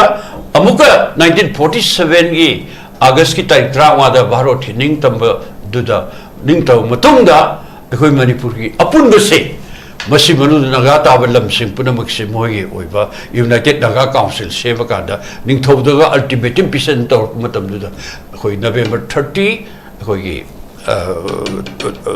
नवंबर 30 1947 दा चिंग तम अपुनमी फंगा फमना इराबोट की लमजिंग दा एम दु तौक्रिसी मसी चिंग तम काइना धनबगिने सिलिदी सेंटर के चौब खुजिन थोरंग याम यावे देन 1948 दा मणिपुर त्रिपुरा कसार लुसाई पहाड़ अदुगल काबियालोंग एरिया खर यावना पूर्वांचल प्रदेश हाइन कौबा अखोई मणिपुर सिना डिस्ट्रिक्ट की थाक ले होगदब सिगी वागा सेंटर मतमदुगी सरकार दुना अखोई पूर्वांचल सेमबदा मधु कन तौरइनी हाय अदुदा नतर एमबीरो हाइरिबा अइना पंजगरिबे एरिया सिंग सिगी ओइबा अपुनबा कांग्रेस कमिटी का सेम तौसलेइने मदु खोई लुसिंग ले इराबोट की मखार थेंगनरकांद मदु थेंगनरबगी मा मसा अदु राउंड ताखरिबने सुबाइन मथम मथम लाई सिंग सिदैदा ngasiदी भारत निंगतमे भारत की मनु फिबान द को यावरे यार मथम खोई करी थाकनो अखोई हाइनरिमनी सही लिसिंग ओम इतिहास ले जरिबा स्टेट अमने सही लिसिंग ओम इतिहास ले जरिबा स्टेट सिबो भारत पुलो मथम दे खोई पार्टी स्टेट कनाने पेन गदगे मणिपुर की मियाम ना मतम दुगी अखोई मनी मखातम ले जरबबो अदुंगदब थाकता अखोई थबी अदैदे बु मथम मथम मदुगी स्टेट हुड की फंगनब होना मतमदा अखोई थेंगनरी मरकता नागालैंड अमुक सही तरांगन खना स्टेट हुड पिथोखरे स्वाइदने अखोई मणिपुर की अदाइदा यान अखोई करे अखोई तासोन थिनबैद थमोइद सुम तंजाम लाखपकांदा ngasiदी अखोई मणिपुर दा अखोई नहारोल लालहोबगी यार पेंदब भारो लेगाना अखोई हंथने येंबा सिगी नेचर से हुजिक तौरब सुमाइना हुजिक मौसादी सुम चत लाए अदुना ओए फेम मैम सिंगसि लापा द खर लेरका द मुका अखोई स्टेट सि नहारोल लालहोबगी अदुगे दागे तोरका द आर्म फोर्सेस स्पेशल पावर ए की बकादा मिनी के हाथ करे अदु लेरना हुजिक लोन से अखोई साउथोक्सरी अदु फंगन फरद अखोई क्या हुआ है सुमाइदा लाइबा बस्ता मैम सिंगसे बसिगी अखोइदा मतम चाना चाना अखोई की दमकता सेबीबम थोप पाकेटपम थोप स्टेट सिगी तबम थोप मैम सिंगसे सेंटर येंगता लापने अदु बसि जु तौरी अखोइदा फावे सब सारा फावे सेंटर की लेगालोन सेंटर में शक्ति पाइबा बीजेपी की शासन मागी लेगालोन की मखादा अखोई जिक्ति मणिपुर की मियाम से खांगो वारे मरमदी कह रहे स्टेट की टेरिटोरियल इंटीग्रिटी से मसी थुगाइद बहुत अखोई बीजेपी के चार खुद याब्रा सेंटर की चार खुद याब्रा मरमदी तंपाकलम की ngасai मैतई की हरिसे मसी मान मैतई दंग थिंगी हरिसे मैतई द दवरवी हरिसे मसी मरोय मरमदी लालौरिबा अमदी भारत तगी तोगालगे हाई गाइन तौरिबा मयाम से मैतई द मेजॉरिटी ओइबा एरिया सिंगसिदगी अदुम थौना लेरबना हारोन मयाम सो थोरकपने अदु मैतई थिंगबै वानी तौरिसे अदुना लैबा बस्तासिंग सिदैद अखोइना सोल्यूशन अमा ngасai मा हाइजग्रिदो पॉलिटिकल सोल्यूशन मसी नत्रदि उपाय सुनै लेत वारी सानगदबने भारत सरकार मनुंग द मतेन पांगजलकाद कक्का तौरगा सुम लालहावन बा मैतई हलन बा कुकी हलन बा खुदमोइना मदुगी नेचर दो अखोई होंदो होंगदबने फजना वारी सागदबने अदु मरक तो वारी सानरिगैद अखोई भारो लेगाने याम निंथीन स्टडी तबुदब ए सोमद लेइबा केनो एरिया सिंग से म्यांमार गा लोनब एरिया सिंग सही खर सिगी ममांगदा अदुबा म्यांमार रोमदगी लाकपा अदुबा कुकी मि कयाम संगे वन फॉरेनर ए की मकाद फार डिपोर्ट तो तोक्त्रो वारी सान हायरगसु अदुगो लेरना एनआरसी सलम तोक्त्रो बॉर्डर फेंसिंग प्रिपरेशन बम तोक्त्रो सी थो मैम से पाइकेट पता अदु बतकता अखोइने कंपलसरी होइना संगे मैम सिंग से रिजर्व फॉरेस्ट अदु फॉरेस्ट की ममन याम लब एरिया मैम सिंग से मांगल लगा युम कई मैम सगली से अकनबा अदु सेराक पिगद अदु लेरना अखोइ लुपा करोड़ लिसिंग कुंथ्रा की बतकता सही खुदिगी सेंदा लंबी होइरिबा अदुबा अखोइ की ड्रग थाबगी थबक थौसन पुरमक से मसी लिंथिना थिंगदमनेबो फ्री थादोप यारो सुमे अदु बतकता मोगी लेरिबे जगह कुकी येलो मी मैम सिगी मोई दमकता करी करी पैखन पे है स्कूल लेते जगह दा अदुगरे लाइट लाइट तमम लेते जगह दा लंबी फतब जगह दा कई नो मोई पेंजन अब तबम थोप तब मैम विदि थ्रोयम तो विदे बा सिचिगी सिनाउ सिंग मरुई दा होय येलो मी तंगफुन खंदे अखोय नगा कुकी मैम लेई सिंग से मोई पेन दब केम ले With powder, Moy, whip a jet, the Sakti China, the Sumina, District Council, the Sakti China de Call. I don't do Moy career, a quick Tonga, demand Anto Tower, Sakti, have said, Tangai Fadana, local bodies in the power people say, Masi, Yamaru report a manaba. The single near our 1938 again, demand to report. Panchayati go, I sing the District Council, but same top and ever. Tamo mayam sing si Fajana Pakalakanda. Nasi ako Nagaland the Kari English,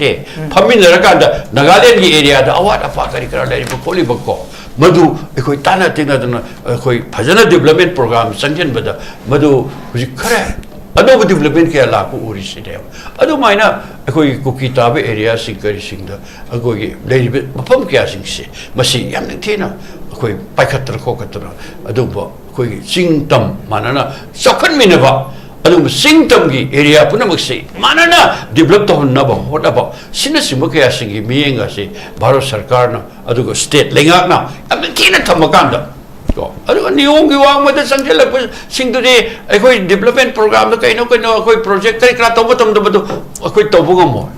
अरे report तो तब को अभी around ला मंगा तो संजय ले रही main मारम दे cookie Singh से डिप तांतों किताब उपाय लिखते साहिबी की तो अरे तांतों किताब लोगों किताब ने रिपोर्ट तो किताब मारम दे सी तो दबिया तो तब अमने अदुगा कोई येलो मी लेरी मैम सिंह से मसे नागा खंगदे कुकी खंगदे मुस्लिम खंगदे अदुगरे तोमान तो में जाति मैम पुनमक से मसिंग ओइबा याम फजना सिंगतम चानना नुसीनबा अदुगम लंबे लबदा पोरनबगी थबक से मसे कोई भारो लेगाना पाइखत पद थेंगमले अदुगरे स्टेट सरकारना मियंग थमदा कोई पीआर सरकार सो मदुगी वो मियंग दे कोई थब याम थीना पाइखत पाइबे से ख्वाइदगी मरु ओइबा अदुगुब ताकक अमनी हाइबे स्वाइदा कोई सेकेंड राउंड हाइगदरा अरोय हाइगदरा हुजिक केनो हुजिक की पालेबो सेंट्रल गवर्नमेंट से नतना कोई हेक इंडिया दा तिलक बदगी नंगसी फावबदा सेंटर की लीडर सिंग अदुगा लेंगाक पाइरिबा मतम मतम दुगी लेंगाक पसिंगना मणिपुर दी येंगो मियंग से दुमु पिनिंगाय ओइदे हाबो दा थम्बी पीआर थम्बीदना मोय कोई साइ तो खर चोकथोक ने अदु गाय मदे खतंग पीआर से तरागा दिथोइ रगला करसुरमन कोई मणिपुर प्रेसिडेंट उनता नि थोरक चलाइबा स्टेट से मणिपुर खक्त बोर मने भारत सिनि तोलिस या मोजे कोइ नि सुबरong सि जरा बिद लाग सके कोइ हुजि हुजि की लैरिबा इरांग सि थोकपगी हौरफम की मतंग दा को जतोमचाना पनमदा सु कोइ पॉलिटिकल की कुदोंग साब लौना भोना मतम दा कांग्रेस न सु इनसिन बगुंबा तौखिब्रा हाइबे वाफम भो फोंदो खेबा तारे अदुबो जसोतिन जो कोइ मतम मतम दुगी पालखि बाइ कोइ हेक इंडिया दा मर्ज तौख्रब मतुंग नगी ngasi फावगी ओइना सेंटर लीडर सिंग येंगलकपदा कोई बीजेपी हाइबे लेते कांग्रेस हाइबे लेते मतम मतम दुगी पालम लिबा लेंगाक पसिंग अदुना इंडिया की लेंगाक पसिंगना येंगलकलिबा मियेंग सिदाइ कोइ मणिपुरी अमा ओइना पेनिंगाय ओइदे वाफम दनि अदुगा हुजि हुजि थोलि बिरांग सिगिसु सब सब सॉल्यूशन पुथोना नगदि कोइ लंबी अमता कोइ हुजि फावबा कोइ चौखटपा मालेम के लेबाक सिंगी लमजेन तानाबदा यामना कोइ मकोक मथंग सिंगी कोइ याम कन्न चेलिबा लेबाक अमोइना कोइ मिलिट्री दा करीदा कोई पुनमक कोई इंडिया से हुजिक चौखलकपा कोई डेवलपिंग कंट्री सिंग मनुंग ख्वाइदगी कोई टॉप सिंग मनुंग चलइब लेबा अमनी अदुबो पिखरब स्टेट अमदा थोकपा इशू सी सही अनि मखा हेन लुसिन मंगमदव सी कमाइन येंबे कोई मणिपुर से आना कोई प्रिंसली स्टेट ओइरमबदगी कोई मर्जर एग्रीमेंट 21 सेप्टेम्बर 1949 दा मर्जर एग्रीमेंट एग्जीक्यूट तौरेना हायरे अदुगा अखोगी फॉर्मली मर्ज तौबदुना इंडिया दा मर्ज तौदुना 15 अक्टोबर 1949 दा मर्ज तौरे अदुगा अखोगी इंडिया की रिपब्लिक फंगबदुना अखोगी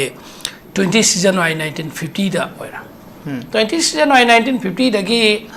1972 फाउसी मणिपुर सी part C state union territory की थाकता लेरे ना मदुदगी यंगा सु 1950 दगी मणिपुर की सिटीजन से इंडिया की सिटीजन दा काउंट तौरप मतमदा अखोगी 75 years खत ngaire Manipur si India ki citizen oiribase aduga state hot phangaba full fledged state phangba अखोगी kainogi haitare 21st January 1972 da state hot phangbadagi hairagana अखोisi hojik sahi only yankhai gu humdoi khakta ngaire yankhai humdoi ga tha khra tha mapan taragum patangai hai batare Manipur si India ki oiba full fledged citizen hai batare masi wari se haidi akhoi si ngasai gi BJP norsu aman norsu masidi Manipur punamak na yanar bu wafam amni Indian Union da akhoi si pula matung da so akhoi si chapcha bai state amagi status tu matam sana PB de akhoi thengna aduga amaka su akhoi gi jumdang nei bi state singna hengan nabu state rut pi ki अखोदी हाइना अखोगी मसिगी नुंगाइतबा मैम लैबा सिगी लाइबसिदा अखोगी हौजिक थोइबा प्रॉब्लम सी मसिगी हौजिक ngasiगी टॉपिक सिदा फ्री मूवमेंट ओहेल्लु अमदी शांति लेहेल्लु पियारना केम तंगम दिदु समथिंग ngमहल्लु हाइना पुखलप टॉपिक सिदा बीजेपी की स्पोकपर्सन हाइगद्रा वारोगद्रा issue to divert talk to crab. Congress matam da do tom da Congress na meeting ka the lag MP na min Manipur ki inner amadi outer Manipur da kari by MP ani she Manipur praja lag kunganipan kuntra sigi sina po thada da mani masina bhot thada raga Congress na masingela Congress ki ani ka bane maru in inner Manipur parliamentary constitution ki MP she even Manipur ki minister sumagi voter oiram doine Manipur ki cabinet minister singju BJP ki minister singdo chief minister oigra Manipur any aduga Rai Sabha ki nominee oina chakibudi nominee ne ba vote la tor na khideba adu even adu ki nominee tu phau ba Manipur ki legislative assembly ki speaker oikragadi party nai roidam ne ba BJP ki state president na kauba meeting da selaga thabang sel ne yauri du ne ba BJP ki adu di kumsal le maduga soda MP amana kauba matamda party ki niyom da yabra yadabre MP si after all Manipur represent orga Delhi da thakraba Manipur ki mila kaya sina pulamna piraga thakraba neba adu lagning dabduna amani hoi atopa political party ki haibadudi sarkar ki assembly gumna natraga MLA singi khanna pa matamda di political party oina kauda bida MLA sing kaubani na कादब political party की दुदी कौफम थोकते ना खलम बया होय political party सिंगी मीटिंग हाइना तो बता गदी पॉलिटिकल पार्टी रोइन हाइगदम ने हौजिक की दुदी लेजिस्लेचर सिंग MLA सिंग कौ पोट ओइबनी ना हाइम द बया अदुन द डाइवर्ट तो थो रखरेब पोचे अखोइन हाइनिंग एसिदी आ इनर लाइन पीरे आदु पीरे अदगी सु लोथोए आगे के बसिंग हंदरे ना अदुन द सटकनो हौजिक मांग द तारिब पोची अदोंगी मेजॉरिटी होइबा BJP की MLA सिंग अमदी BJP के चटमिनरिबा BJP की alliance खोहिदौना सुहिदौना नमिनएबा MLA सिंग दुना नो मतंग दे चलगा पुलबना चलगा मणिपुर गवर्नर दा MLA होय तारा आमा सोंदा लाक्त्रे ने लैखबदु लेहौरिबा निफुग मरी दि लैरिदना कांग्रेस मंगा दु या होंद्रगा सा कांग्रेस मंगा साबिरो पुन्ना संगमिनर सेबा गवर्नर द पुन्ना संगगा मणिपुर की लंबी थोंगदा अखोगी चप्पे याद सिद चलहनबियु हाइना मंगदं पुलमना संग हाइबा ngमदब्रोब चोइना मचोय तोंगान गवर्नर उनरी मेना अमनी चटलिदुदी एजेंडा तोंगान बा अदे करी वानोंबा करी डिमांड तो चलनो खंगरोय इंडिया की प्राइम मिनिस्टर दो होम मिनिस्टर अमक्तंग दी नोय MLA निफुग मरी दुना तरा अमा याउद्रासु निफु मरी दि लैदना निफु मैदि मनुंदा कुंसा तंगदि सुना पुन्ना चलगा फ्री मूवमेंट सी हनबियोना हाइबा ngमोबा फ्री मूवमेंट जा हनबियोना धरना आमदंगदि गवर्नर की ममांगदनि होइगेरा BJP की थंबान संगेन दोइगेरा थमचेत संगेन दोइगेरा पुंखायमदि प्रोटेस्ट तौबियो नखोइन प्रोटेस्ट तौ लैखोइ याउगिने मणिपुर द फ्री मूवमेंट चलहनबियोना नखोइ डाइट लैतबा सारग नाथोइ दो नखोई रूलिंग MLA सिंह ने नखोई खुदोंग साबा गाइरिम ने दोइ खोइ उइब नखोइ तोइसि PR si nakoi ki manung da chief minister gi yet aba leibadu shop tau khi matamda pak lau thong matamda noi na sarkar semgani nakoi madu ngai da leibdagi nakoi gi MLA saukri dagi nakoi na thok tabani khangi governor da phong na haibang ngam tamni khangi prime minister home minister da phong na haibang ngam tamni khangi nahanoi praja singna jiri gi angang taruki leikidaba ato pa leikidaba kaman babu hingna samar philde mangan ki matamda praja myam na hok matamda MLA sing mayumda praja myam thomjin ba matamda mapan da Delhi da kai da leina ki ba chene ki ba myam MLA thi phangdana lon na ki ba mawam adugi political party ki leader ki yumda praja myam na sang pada water cannon capsule laga ningtham da gi ahing da satra sati kya da torture tau ki ba dubu ade usanaroi ge yamna kaujan thi ge na kaw khradi khangde manipur baza memory du khang na phattabadi natte adu main ot khip kangbu du aikoi center na du tok kadi ara tok tadi aikoi pham tha do kani MLA tha do kani na lon khip sing du bo usi makhun da lei khraba ba noi bu yam pham tha do ni bai din natte but haujog jikti na khoi majority ni na khoi gi khutal lei Manipur ing tapan ke Manipur shantion ke Manipur ki chathok chachin yan ke Manipur se ikoi ki PR si lau thon ke si na koi ki khut lai majority na democracy da majority na salba Delhi da parliament da ahing amad na koi na pa ba bill me ama ek me ama na koi na pass away koi na pass away na tawning ba whatever aduga Manipur ki damakta jo Manipur ki president rule suspend animated suspension thambai chu pass tawi Manipur ki adumaina Manipur ki MLA masing yamba majority na Manipur ki laibati Manipur ki MLA sing lep kadam ne Delhi de salaga ji na namaste na ad lepaga mamai hangani yeng mangam dabida lak padu na te Manipur ki marai bak haujog Manipur ki majority oiba MLA sing makut lai Manipur muthat ke Manipur sahi kun jo sumaina num hen gyar so na khoi khut lai bane ai khoi di congress MLA manga ai khoi di minority oi bane ba ai khoi di na khoi na tau sai ba mai kai tu dai khoi na khoi gi na tung ing ge mang thau shi thabi ge hau ji choi khoi MLA sing di ready le na kya hai kiram no sida tumin le shanar ga prasada awai khum political hun manate di har ga khudong cha ba phangka da relief camp lai bai sini nauk singbu politics ta orga athen pot khana ngau hol laga nak na ki azu sa ko bai ni adu to bai ni nak na ki khulai ne sine Manipur ki history Manipur ki pari Manipur kan ga doi se na koi da ni hai mo satin ga laga no gi ga no sa ki ga no Manipur kan ngai da mong chang oi na khut khala koksan banga me sana satin kan ba sugumba leader sing se individual oi na nate lanayo na nuai ta to bi gano Manipur da ta seng namaki Manipur nung siba targadi si tanja sidadi sakchu political party ki pulap thadoga ekoi majority oiba ekoi ngasi majority oiba community sinatro chatpe han de hairi se chatpe han de ba majority ki chat nangai ki decision loga dabju majority oiba BJP ki MLA na koina natraba BJP ki MLA and BJP ki samin na MLA na koina decision loga stand am de lobi yoba pung khaim de ki protest am de tobi yoba natragana na koina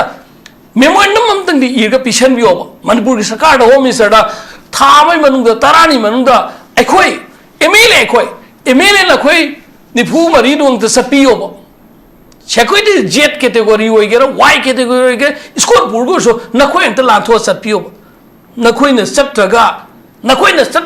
praja da hui thogin bu tharga praja sibana ba kidana sappa su yaw khreba awa pham da la pa kang yaw khreb uchinna praja siam ekoi praja siam phamle hauji ki matam si da praja sing sina tolerate tauraga pesel lerga leibu se praja se lai gi saklon puba Manipur praja ni haida bangam moi praja si asau bo phajal laga thawai si chaga su sanga aigi praja ni ko aigi jati ni ko MLA oi besing je haina makhoi gi mayok ta kari bo haiba ngamjade sumaina adu aikhoi responsible political party yamagi ꯑꯩꯈꯣꯏꯅꯗꯤ ꯍꯥꯏꯗꯕ ꯌꯥꯗꯕꯒꯤ ꯍꯥꯏꯕꯅꯦꯕ ꯁꯤꯗ BJPꯒꯤ ꯑꯣꯏꯅ BJPꯒꯤ ꯁ꯭ꯄꯣꯛ ꯄꯥꯔꯁꯟꯁꯤꯡ ꯄꯦꯅꯦꯂꯤꯁꯁꯤꯡ ꯂꯥꯛꯈꯤꯗꯕ ꯀꯨꯏꯔꯦ ꯑꯗꯨꯕꯨ BJPꯒꯤ ꯐꯦꯚꯔꯗ ꯆꯣꯡꯊꯣꯔꯛꯏꯕ ꯃꯤꯁꯤꯡꯅꯁꯨ identity लोटसिनबगी मोटा सिदी अचुंबन सिनी अरानबन सिनी हाइब ngamo impersonation तोब कौवे महुत छिंजलगा लाना प्रजादा नसीगी स्टेज सिदा BJP न मरोन थोगा BJP न खुमो ओबादु ओरगदे एखोय येंगसेबा टीवी डिस्कशन द हाइसेब अदो टीवी डिस्कशन नोइना कौरिबन नखोइनसु पार्टिकुलर पार्टी हौजिकी रूलिंग ओइबा गवर्नमेंट एनी टाइम सेबा ngamiba majority ओइबा अदुगी स्पोक पर्सन कौबियोबा अदु नतना हाइगे कांग्रेस नत्रगना अतोपा पार्टी दा काउंटर तोंगाई खुनी कोइना थोपगी मानबदौना स्पोक पर्सन एन हाइप तारगदी प्रजा से कंफ्यूजन द थम्मे मदुई कंफ्यूजन दु क्लियर तौमिनब तंगाई फदेब ngasi ekhoi gi wari se ekhoi gi majority oibe MLA BJP gi MLA singna wahanbani haiba sida kari ka ngai leriba sigi matang da any virus nate yamna kul loina any jaga amda khanna nei nasi open oiba forum da khanna nei nami nasi ekhoi na lala merna ekhoi gi statement do ekhoi withdraw tok jage ekhoi kana do no time na dosi to whom we should blame to whom we should make any complaint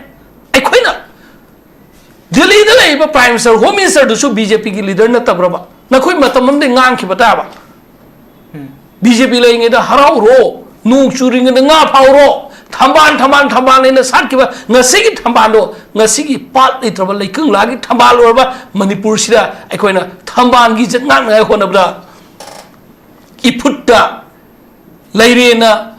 Ijet Nan, Honabra, like put the Kanga Sea door. अदुगी type एखोई मणिपुर प्रजा से कंगगा सियन बै फियम द थंबा सिदे मसि तौबिगनो अदोंगी मेजॉरिटी ओइबा अदोंगी एमएलए सिंग चोंथोकपिरो अदुगा नखोइना नखो फोंगना थमोय सेंगना मणिपुर इमाबु नुंसिबा तारगदे एखोई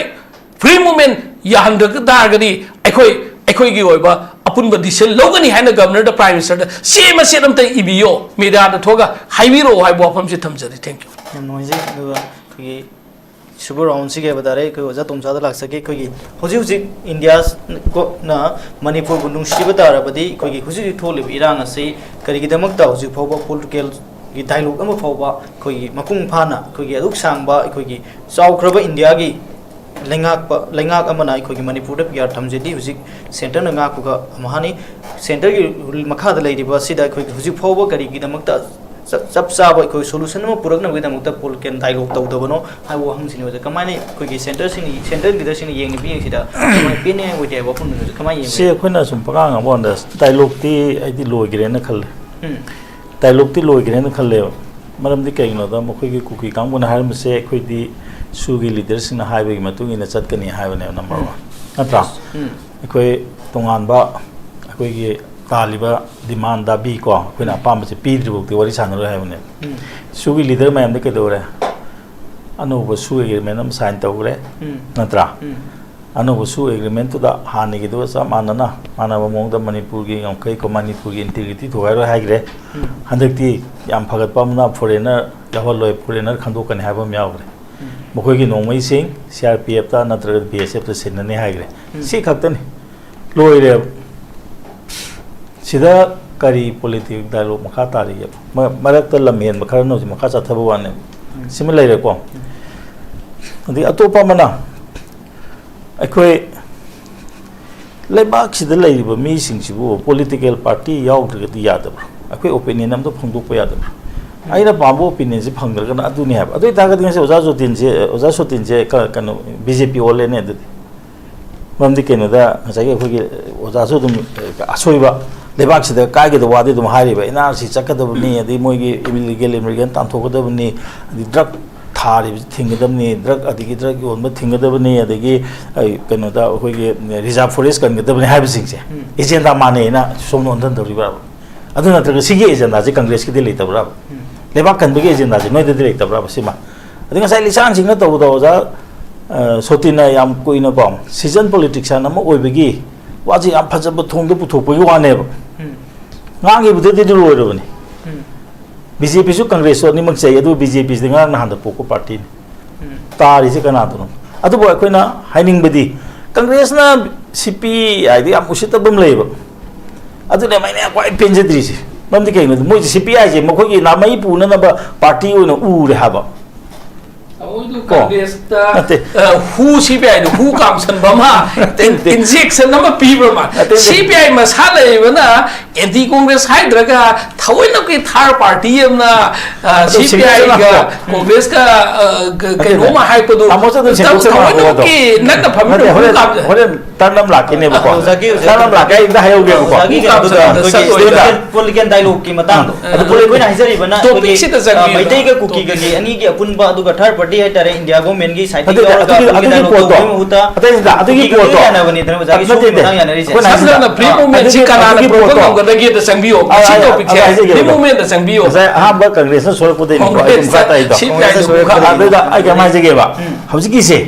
political dialogue ti SOTIN haibneba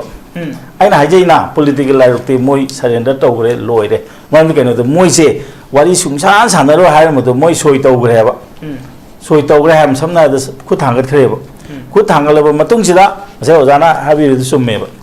adu sign tawre free movement je leigidabneba leigidabda leitre natra madu khu taksan batai natra kari gino asagi aina sai sei dune season politics anamna ngang bisidi loina makki ona ngang gadabne ba akoina palanning bo ane ba mitei dam soe habdo ozana sokti de maramung ne ba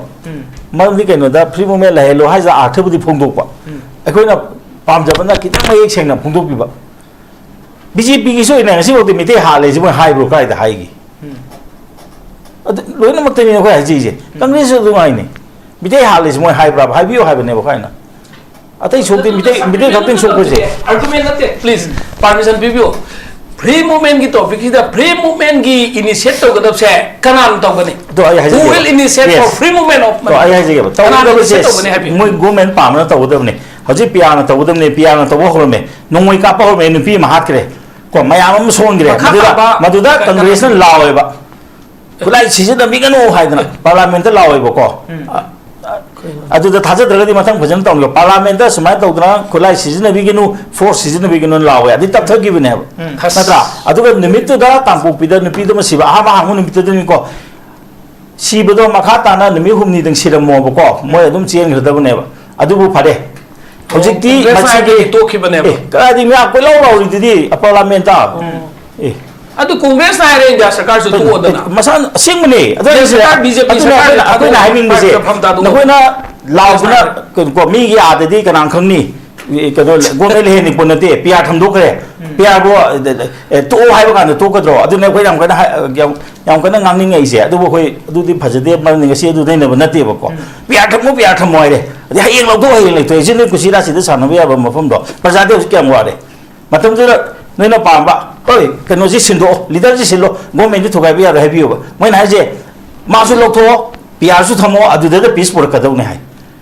CWC के resolution नहीं कहीं no अतो मतंग नहीं ना बतो पुथोंग से रो दाव CWC ने लाओ रे ने बसे पिया मणिपुर तो पिया थमद्री कहीं नो कने से बिरे लोग थोक दिर कहीं नो आनी से ने मोय ताली से बिरे जो लोग तो रे पिया सु थम रे नम्बरा अति मोते नो सिदी कनो गो मेने थोगा बे बे प्रजा के वो मेने नमदि लेहन बियो अतो असि लीडर जी सिंदो पिया ताल मोबा दुमाइना अति पिया तो रे मी दे मतो नो थोक रे once power पाए रे काम था तो नहीं पनते मतो नहीं तो करे अजे अखोई प्रजा वारे ताइनबम लेतबनिना अजे अखोई गवर्नमेंट सेंदे नो लाव याब्रा थोगाय बदि हम लाइ बने सेम से हम वाय हेबा हजि करम कांद गवर्नमेंट लाखदरि के अखोई तंगमब्रो हजि सेंटर न सावगदे फरे डिजोल्व तोके द इलेक्शन लेगेद्रो कश्मीर सही क्या कन थंगी के अदि फिबा अखोई मणिपुर तादि कमाय तौने हेक्ता ngasi पिया लेत्रे ga हें तो बोत उदरा बा अदुदी चेक क्या सकीने अदुदी प्रजा अदुदी हा का लाव द्रो खय अदुना अदु उम्बी फोर लेबा अदुना अदु लेरे अदिगे सागी खोगी ओजान हाबदा खुन जे या जनिंग लेबा होजि मयामगी पैसा नुंसा चानन ब चेंग चाक मयाम से को अछि लोइदम को चांगजन मम चोमे होजिति हम लाइबा मना इंगा नाम नैन बदु साइ को होजिति मणिपुर द पिया लेबनिना मणिपुर की सु लोइनम पार्लियामेंट द खनबि आयो assembly नतब को अतई मतम दि नो सिने स्टेट सब्जेक्ट ने खनरोइबा सिगी मयाम दे लोइनो तोरगने CPI की सु मकोई मरी लेनबा कोई की आदा MP मयाम लेरी मदुदा हारग मणिपुर की किता हंगबियो हाबे तारे si tawbiro Manipur da leiriba kari poche kari no haje Manipur gi mina natraga de hangba ya de have leiteba man de no da hoje hoje union territory gi type to ne leiris loina ma khana ba ya adana hoje khoi gi no tawda ba masai gi ko khoi gi jana habi gi ba mana free movement se masai gi phajabi thongda wai ma ta na ba sin ba tare adu leina na ba khoi mase leitribo de khoi khutang chara hen mun khang de amani de khoi 18 June taw ma tam da mayam ma chara hen ri du khutang chara heli du di handuk pi hai dana he handuk tri bo de hela du ko na khar ba khoi se la ben na pa na pi nga mayam taw ga khoi gi traditional dress ta taw ga khoi mayam taw ri du di jing su tam su lo na ma taw ri du di matam du di kuki na bu ya ma teng pang ni moi la ga adu yaw ri ne ba si handuk hai ba si aduna si umba mayam ma taw changi adu ta se na hai da ga di madudane ba sa rabi no budi ponga waro bi ko aduga movement ko hello ai basi praja na demand to holu praja protest to praja sara helu hairi bra praja na ki policy kai no si ta ji praja gi wa na ti ai khoi lai bi ni ba sona kan de sem hai ta ga Manipur de ji congress pa la bi ne parliament de khoi gi MP ani le da mo nga tani ne MP ani si ma chin no to ma na bi o singi MP na kariari 371 si gi matung na akoi singi tam gi ton ba budget pi gi domne ha gi le bi ni law di di keno na nate si topic ton ba nate masi ji Manipur da ta ri ba po de tapaki keno inner na kari law ri outer na kari law ri ma chin no to ma na han bi u ne nate de bera la kani na je akoi administration keno je singa center na pa ya da wa ro ri do a de ha ro ri ni ne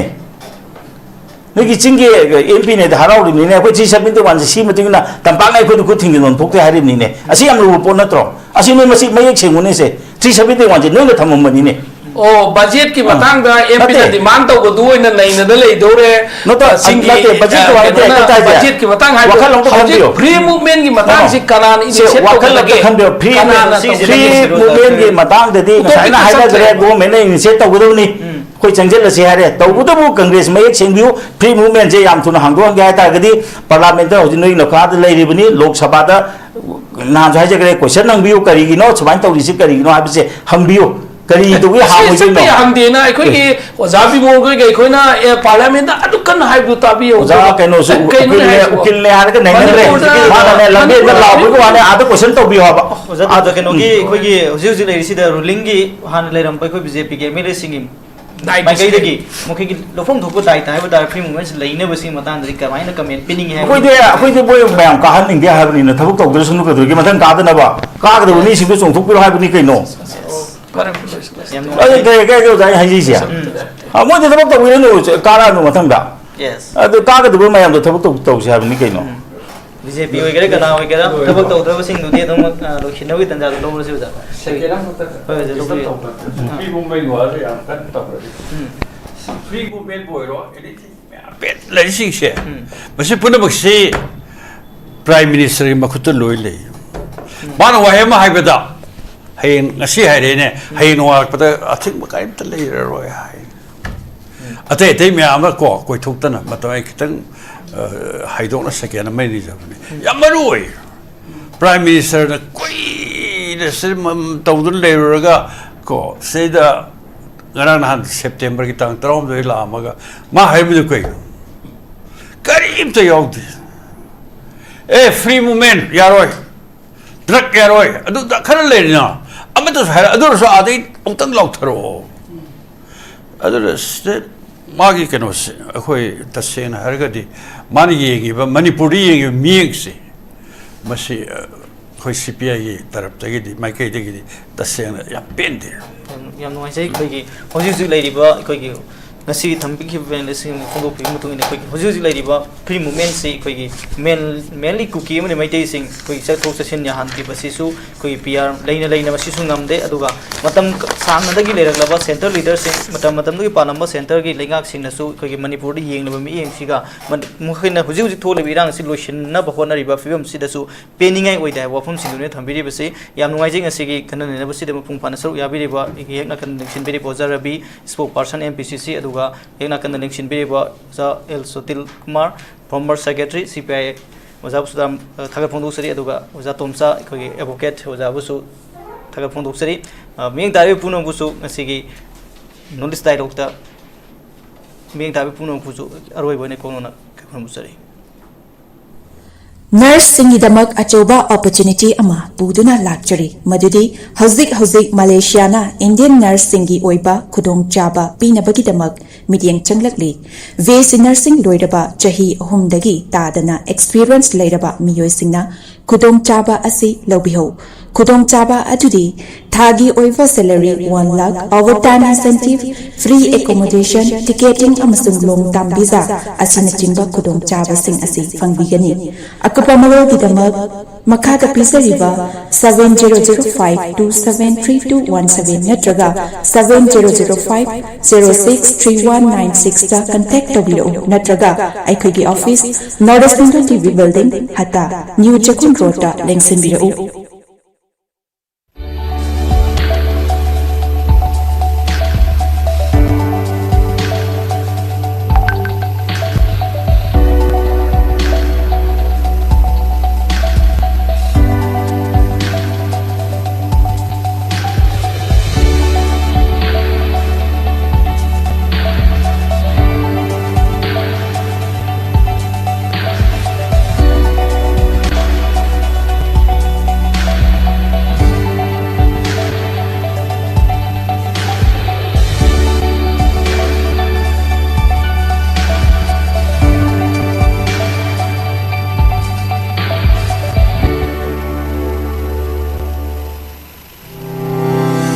Step into a world of endless possibilities with 18 dynamic faculties and 180 plus courses. Unlock your potential with industrial-ready training and placements. SGT University, empowering tomorrow's leaders. Class 12 अमसुंग graduate लोइरबा महिरोसिंगीदमक्ता जर्मनीदा hospital program तंबा याबगी खुदोंचाबा पिजरी हाइरिबा program Singh अजुदी अहानबदा accountancy हाइरिबा stream असिदा तमनबगीदमक्ता commerce background लेबगा लोइनना 60% फंगबा ओइगेदबनी अनिसुबदा hotel management हाइरिबा stream असिदा तमनबगीदमक्ता any stream दा 50% फंगबा ओइगेदबनी अहुमसुबदा electronic engineering हाइरिबा stream असिदा तमनबगीदमक्ता